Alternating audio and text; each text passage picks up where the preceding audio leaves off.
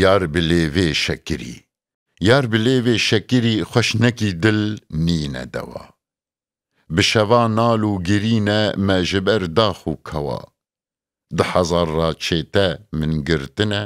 100 barî nivişt me bi wan mûyekî dilxweş nebû çûn badî hewa ger dixwazî tu bijî bêxem û dilşad û xweşî ceger û dil mede destê keleş û rûbedewa ku li bustanê evînê pişkivîn sosin û gul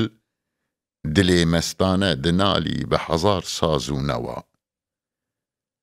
hêj di dewra kevirî de dil çû bajarê evînê lew bi qebqeb we dixwînî wekî şalûl û kewa me ji Lênîn û Stalîn girtin ev rê çik û dîn ku tu seyda wil û erzan bikujî nîne rewa